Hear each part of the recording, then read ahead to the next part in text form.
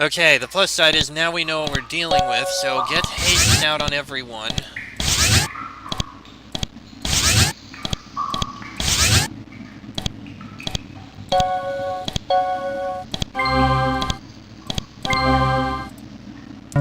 Alright, let's try this again. This episode is gonna go on a bit long, it seems.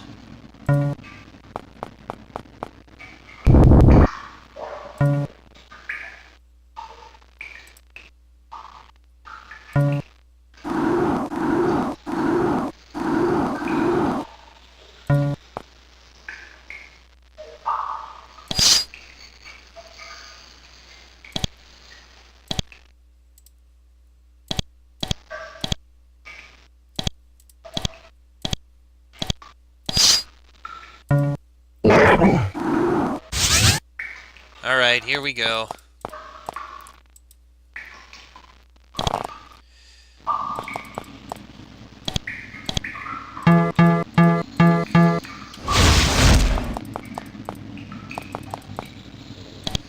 Alright.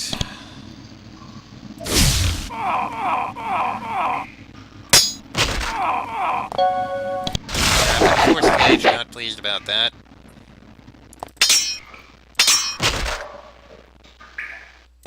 Wait. Okay, do nothing. Terrified, definitely not pleased about that.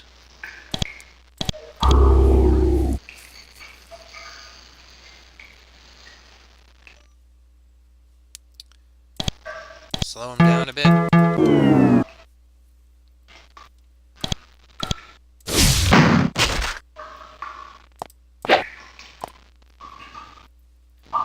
Of course, all the haste wore off, it seems. Wonderful.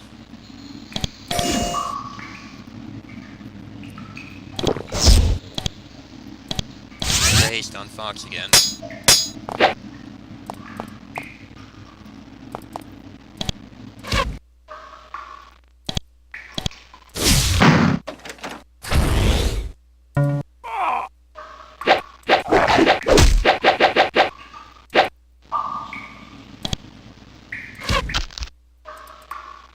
Can't move. Can cast.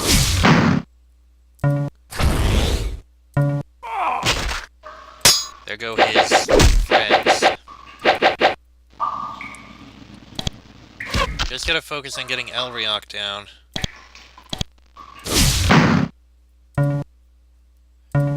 My friends, I get to break your souls.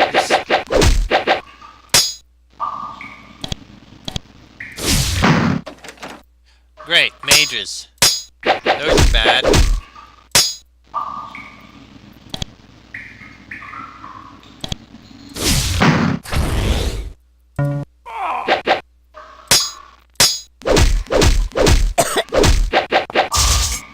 Wonderful.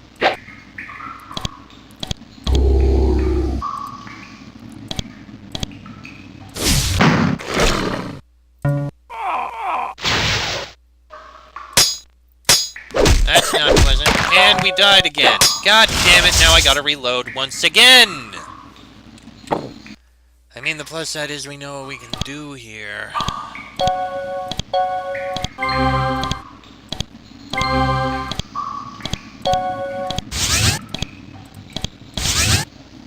Let's just do that. Yes, bring it on.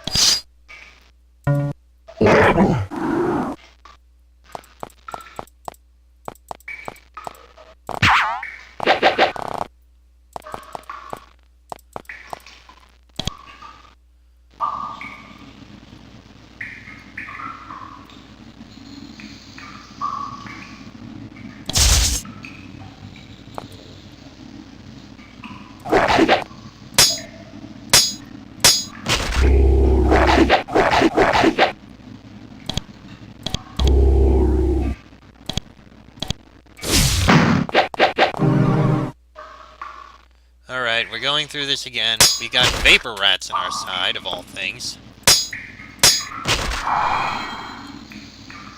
Confusion.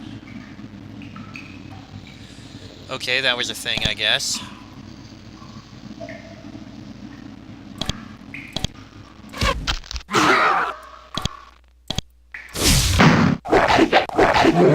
Okay. The confused rats are now attacking each other.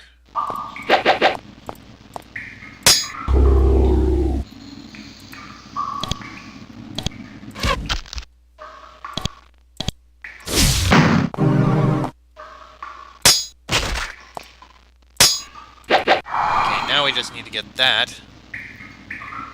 And one of the rats is confused again. Still,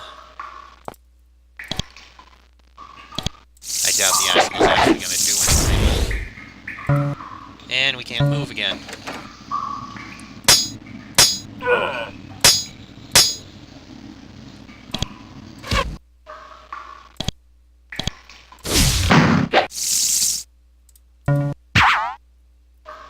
Alright, let's get this done with. Come on, we need to kill Elrilok. That arrow does not do anything. Fireball is effective, though.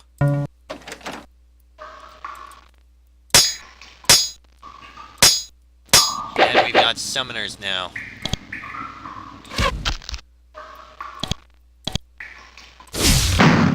Alright, let's get Elrilok down. That's not pleasant. Alright, use that and haste again on the box. Vampires! Wonderful! And trapped in a force cage. Our healer is the one trapped in a force cage. That is very much what I don't want.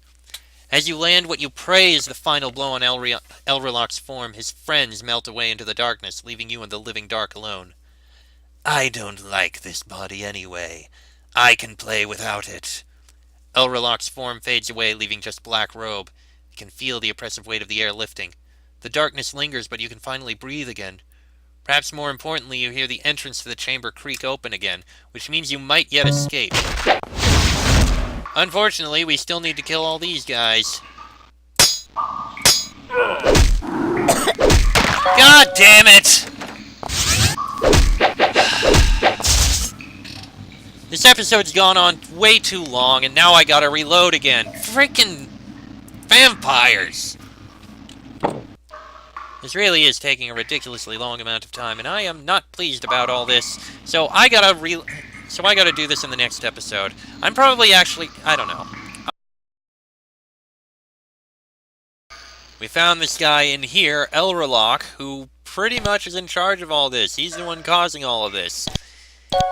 He's also causing a massive amount of problems for us.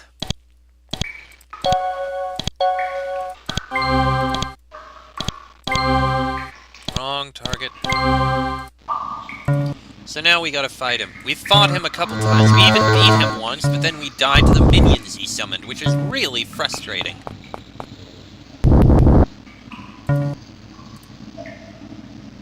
So now we gotta go through this again. I'm not gonna read all the information because we've already done it.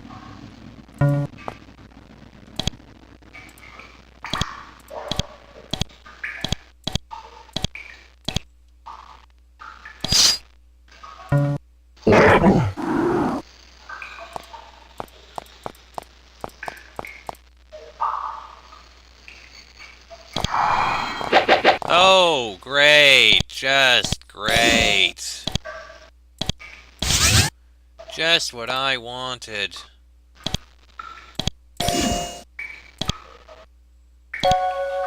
There, that'll help.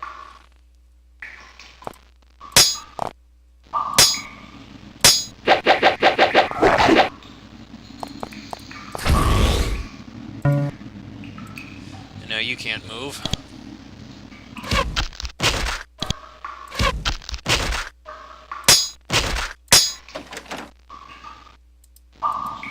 And you can't move.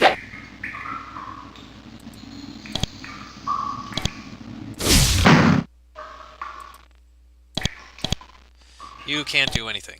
Okay, now we can move again.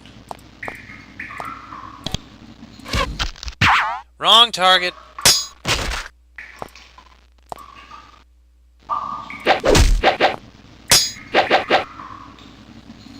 Okay, let's see here. And we can't move again. Not too surprising. And just fire off arrows again. You can't move. Well, you can actually hit things with your arrows. So that's something, I guess. You still can't move. And now he can move. Terror, but not terrified. Good.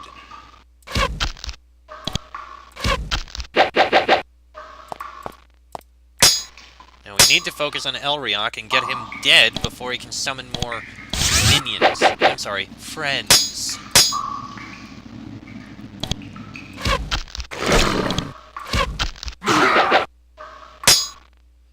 So if he summons those things that summon other things, that's gonna be a huge problem. That's something I'm fine with him summoning.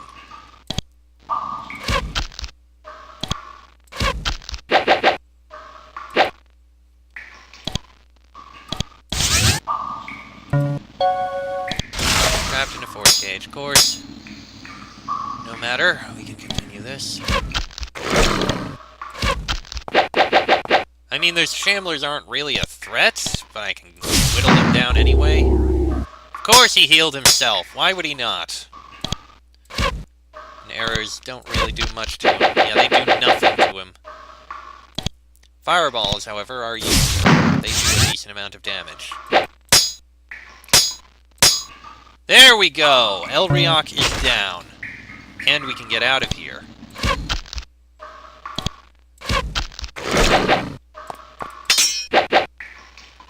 This episode is going to be really short because of this. But there we go. Elrilok drop. Okay, we got steel arrows. Elrilok's robe. 1 to 2 plus 10. What does it do? 50% resistance to mental effects and regenerates health. Sure, what the hell. Give that to him instead of the rogue's vest. That's actually very useful. I don't think there's anything else in here, though. So let's get out of here. As you step out into the relatively fresh air of the tunnel, your task is clear.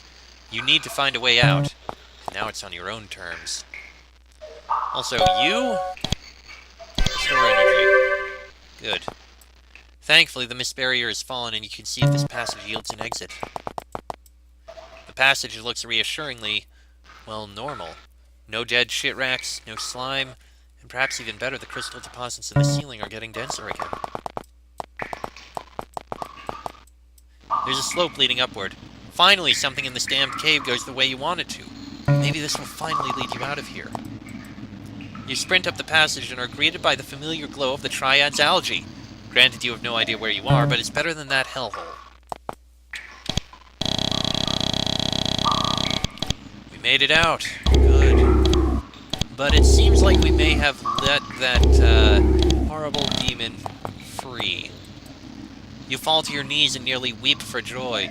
You've reached a part of the caves which at the very least is habitable, and fresh water at last. And most importantly, the light. It may not be sunlight, but it's enough. For now, all that's left to do is try and find someone, anyone humanoid, who can help you find your way home.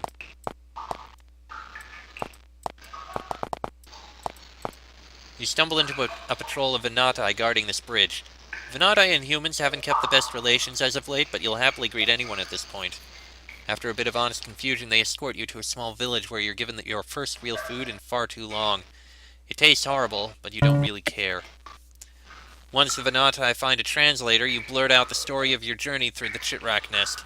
But the Venatai don't seem very interested in that. Even once you've finished, they continue to stare at the chunk of blue crystal you recovered from the ruins of a lifetime ago. Eventually, the translator speaks. That is part of a crystal soul. Please tell us where you found it. You slump over your food. After all of that effort, your rescuers only care about a measly chunk of crystal. Oh well. As long as they take you back home eventually. The end. And thus ends that scenario. I think I'll put a bit of the last episode into this one just to lengthen it out a bit. Especially because of the whole situation. I thought we were almost done. And we were. If it wasn't for the fact that fight was so frustrating. Either way, I'm going to end this episode here. Next episode, I think we have one more scenario by Ephesos. Just one. And for the record, because I didn't mention, but this episode, Darkness, wasn't, the scenario, Darkness, didn't do too badly at setting up the mood. I mean, I personally found myself more annoyed than anything, because I hate having to deal with darkness like that I can't get away, and I hated how many times I lost a guy because of the darkness, and that last battle was just more frustrating than anything else, but I can understand what he was going with for it. For someone other than me, that scenario would have been a wonderful scenario. Me, I was just more annoyed than anything else. I'm sorry. Next episode, we'll move on to another one by Ephesos. See how it goes. Till then, I'm Chester44, that is Fox, Streak, Bonnie, and Draco. This has been a Blades of Avernum Let's Play, and I shall see you all next time.